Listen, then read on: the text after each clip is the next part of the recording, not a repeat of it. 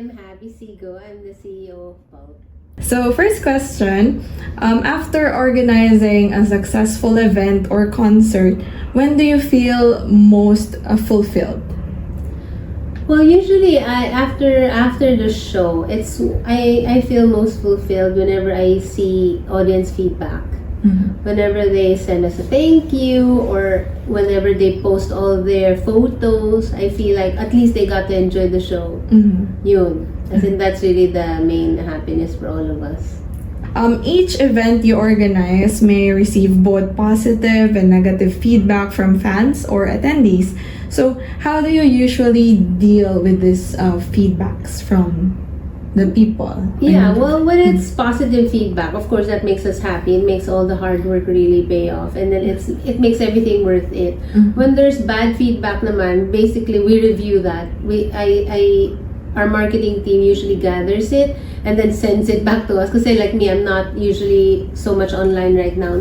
So it's the marketing team that's really very actively monitoring those. So they usually compile it and then send it to us. And then the production team and I, usually we sit down, we discuss it, what could have happened, why did it happen. We always look into it. Because me personally, I feel like all these feedbacks, whether good or bad, kasi we really look into it. Kasi why were they happier? Parang we did that in the same show, and the other show, how come they were not happy? This time they were happy. So that's when we realize, oh, it's a different demographics, it's a different type of fans. So at least we get to know the market and understand what they like, and then what artists, what fans, what kind of fans they have, like that. When it's negative, we try to improve on it. We try our best to answer why it happened. Kasi if it happened because of our shortcoming, of course somebody gets in trouble. Like, why? Please don't make it happen again. Or at least we know if it's somebody inexperienced, that it was an accident. At least we know what to do next time. But if it's naman something we cannot control, it makes us be able to sleep at night. Na parang, sorry, we were not able to, because there are really things that are not in our control. Yes. At least we know how to move forward from it. So usually that's what we do. Or else, hindi kami matahimik. Okay. So you could say po na you're personally involved every time you organize a Yes, concert. definitely. Because the main basically mission of Pulp talaga is to make fans happy. So if it doesn't do that purpose, parang we always question it, why? So there's always that question. What inspired you to venture into organizing concerts for K-pop acts or Korean acts? Well, when I started it was really because I just love it, and I love building something new. And during that time, there was nothing. There's no K-pop in Manila, so I wanted to build it because me talaga, my first passion talaga is building Legos. Yeah, so talaga I like building. And when I saw it, it became a challenge to me that I want to build that, and I want to make sure that Philippines can see the exact same stage, same show. So basically, I wanted Philippines to have like a Las Vegas style show.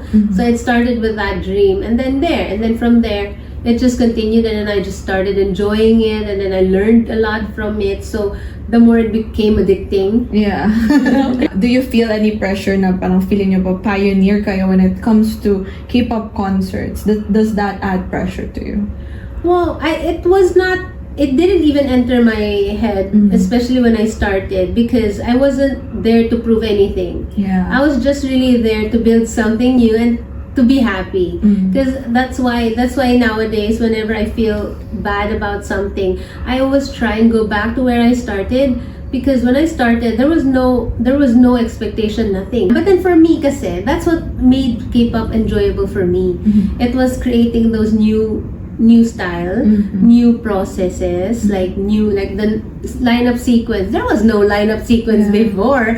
Like you fall in line on the show day, that's it. Now may number 1, 2, 3. Queuing. Yes, diba, may queuing time now, which is like even ticketing systems before didn't have that. It was our company who basically worked with the ticketing companies to have that program there, so that we could use the ticket numbers to have that queuing number. So it's really, for me, I was doing it to improve on what we have. It was experimental. So a lot of the time, I get blamed for it. Nag-experiment ka na naman with us.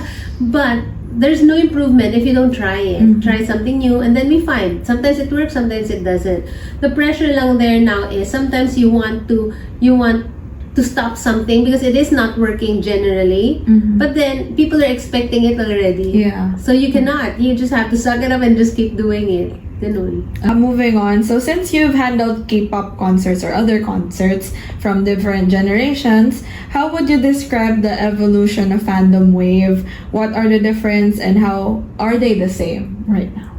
Are they the same? Yeah, if like may naiba po. Well, definitely it's very different. Like because I started from the beginning, diba? It's really different. So parang nowadays, the new fans naman, they're just following that. They're enjoying na lang the system then. So ngayon, mas may impatience na. Yeah. Because sometimes there's a flaw on it. But then during that time, since the time that it was implemented and stuff and started, the fans were experimental also, so they were more forgiving. Yes. Diba? But then nowadays, they expect it to be perfected. Yes. But the problem is, there are also new fans who are also learning it new.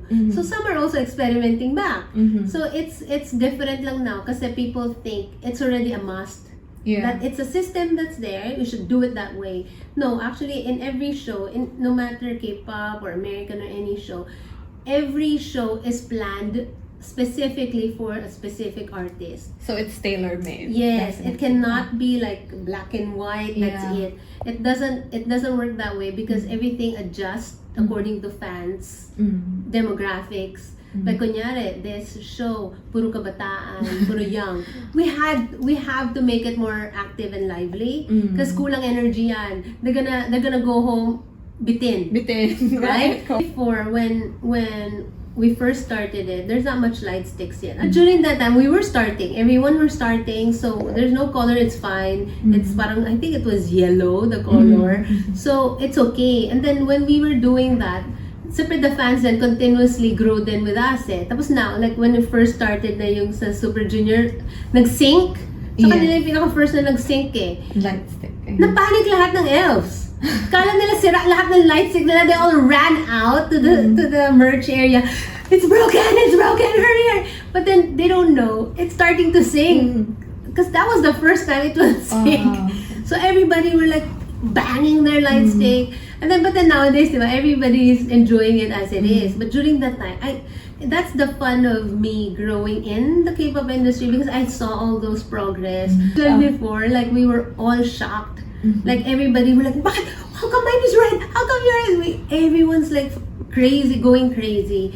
And then yung pala, it's like that. So it's a nice surprise. And then everybody just enjoyed it and everybody were welcoming to that change. There's that progression then and change in the entire K-pop realm, which I feel it is both appealing and very interesting as you see it grow. Because they all know what's gonna happen, what's supposed to happen, and then hindi ka pwede biglang wala. Kasi parang they would expect there is. So it's like that. So there's that progression then and change in the entire K-pop realm, which I feel it is both appealing and very interesting as you see it grow. Okay, that's nice. So, okay. Next question. What do you love the most about your job, and can you share your most unforgettable experience out of everything you've had? Well, I think what I love about what we do is basically we get to do something that would mark a special place in people's hearts. And at the end of the day, kasi whenever we do a show, it's not really about us eh. Kasi it's really about the audience of that show and the artist. Were we able to connect both of them? Kasi like after the show na naman, we're done. But then their relationship, the artist and the fans will stay there. But our role as the, diba, as the instigator or parang kang matchmaker, kayo mag-date kayo, parang ganyan. That's really very special with me. And it makes what we do very worthwhile. Because you see that during the show, you see that moment. And for other people, it's their first time, it's their only time. And for 3 hours, they forget everything. They forget all the problems. They're just there, enjoying their life. And that moment there, that's why I always tell all my team, every time we have a show, always approach it like it's a first time. It's the fans' first time to watch. So no matter the question is, you have to tend to it. Kasi nga, you don't know if it's their first time. And this is the only time that they can afford, right? So you might as well make it worthwhile because they're gonna remember it forever. Us, we might forget about it because we do a lot. But then for them, diba, it's forever here. And then that thought na we were able to make that happen for them, that's always the parang the cherry on top of what we do. And then for me naman, my most memorable show would always be Super Show 5. Kasi that time I gave birth during setup the day before the show. Kasi I was fighting kasi I was really big na. I was like basically in that month I was gonna give labor na. And then I saw kasi we set up all the metals, the stage and everything. But then I saw it's quite far. Super Show signature kasi the stage will always have to be near the fans. Every show, diba? There's a signature of a show. So the stage was clear. This is the fans. This is the stage. There's huge gap. So tinulak ko siya mag-isa. Kasi they're still laid out pa naman on the floor. I know I have to go home na kasi nga I'm pregnant and stuff. So, as in one by one, tinulak ko the metal, dinikit ko siya dyan. Alam mo yung parang pag tinaas na ng mga workers, nakadikit siya. Hindi na nila ko-questionin yun. So, inisa-isa ko siya. So, nung natapos ko na siya hating gabi na, like, I was so tired. When we got home, so I was happy na. Sige, let's go back na. So, we went back to the hotel. As in that night, sabi siguro too much pressure din and everything. The next morning, wala na, I gave birth. So you were not able to watch? I was able to watch. So it's so forever memorable. Kasi nga, so I told my sister, oh, can you please take a video of my ramp? Kasi nga, alam ko, sinetap ko yun. Tapos, can you take a video of the opening? Just the first 10 minutes, I'm fine. I just need to see it because it's the best. Promise. So, she went and then I said, after the show, I said, so did you take a video? It was so nice, I forgot to press play. I pressed record. Alam mo yun, parang, that's why it's forever like in my dream lang to see, but I've never seen. So your most unforgettable show po is the one that you didn't see actually. Yes. It's so unforgettable kasi nga, I really do not know what to remember.